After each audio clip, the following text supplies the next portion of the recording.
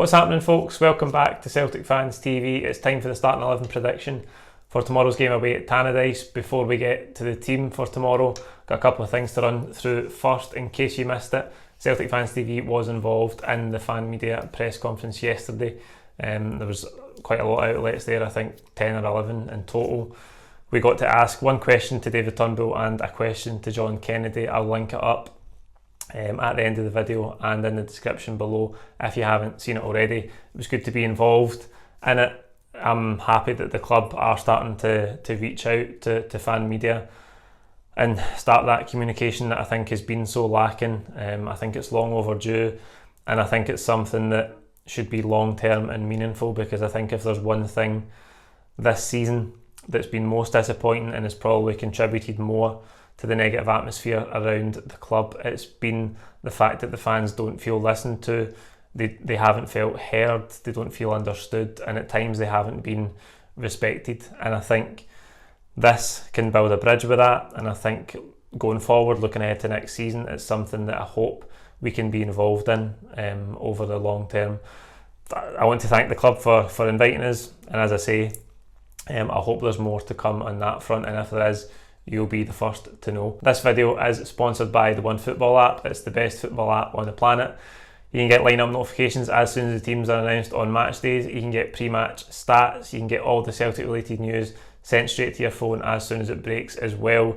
You can keep tabs on league tables, top goal scorers. You can add widgets to your home screen to keep up to date with Celtic's next fixture, who it's against, what the kick-off time is, all of that sort of stuff. You can download the app by clicking the link in the description of this video.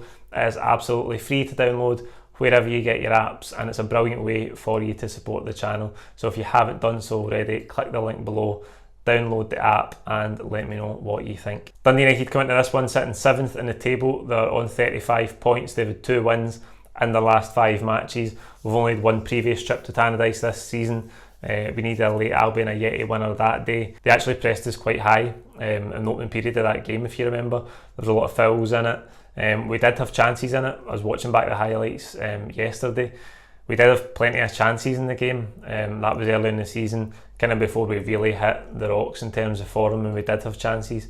We just didn't put them away, so hopefully that doesn't happen tomorrow, and hopefully we can get an early goal and really win the game comfortably. We haven't had that for a few weeks now. The 2 games against Aberdeen that we did win, sandwiched in between the defeat to Ross County, were both really edgy. We had good starts in both games, but then it really fell off a cliff in the second half. Getting the vibe for John Kennedy yesterday, I expect us to build from the back like we did last weekend, a lot more like the Brendan Rodgers setup, if you like, where Scott Brown was dropping deep and splitting the centre halves, and the centre halves were going out wide and were maybe a wee bit more patient in build up. But as he said in the press conference, we stopped making angles and we stopped doing the things that we have to break Aberdeen down in the second half. So hopefully we can play at a bit more tempo and keep it up for longer in the second half. And if we do that, get an early goal, as I say, hopefully we can win the game comfortably, because we need that. To the team then, in goals, I think Scott Bain will definitely keep his place.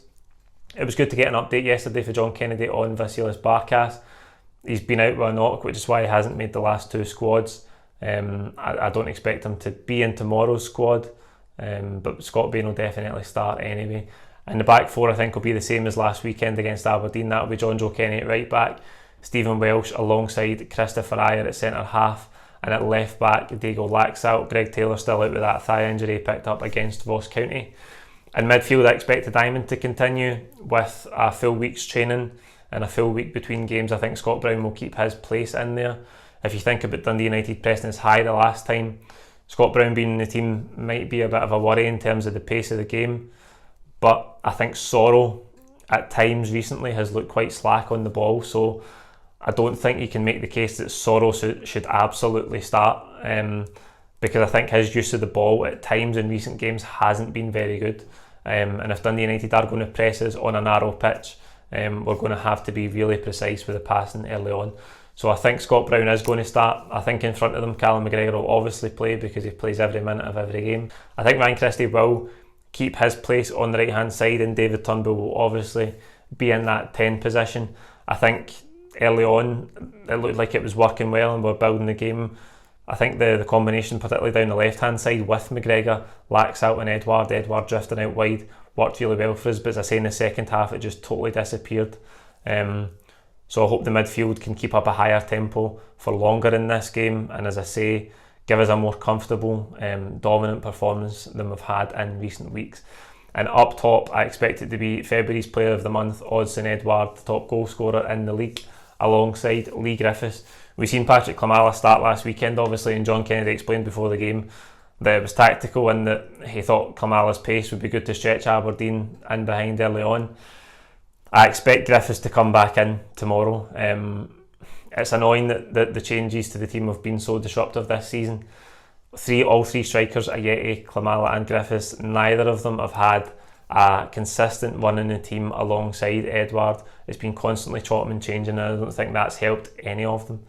But there's no doubt that the best partnership is between Lee Griffiths and Odsonne-Edouard. We've seen it time and time again. And I think going ahead with the rest of the season, these last 7 or so league games, the derby on the horizon as well, which is going to be obviously massively important if it is to prevent Rangers from winning the title, and the Scottish Cup coming up. I think the partnership that makes the most sense is Griffiths and Edouard. John Kennedy says that Edouard's trained well this week, and I think Griffiths alongside him, we know that they can bring the best out in each other at times, so I think that'll be the partnership up top. That's the team I think John Kennedy will go with tomorrow. Like the video, comment your own thoughts below. Don't forget to subscribe if you haven't already. We'll be back tomorrow with all the post-match content as usual after the game, so don't miss that, and we'll see you tomorrow. Cheers.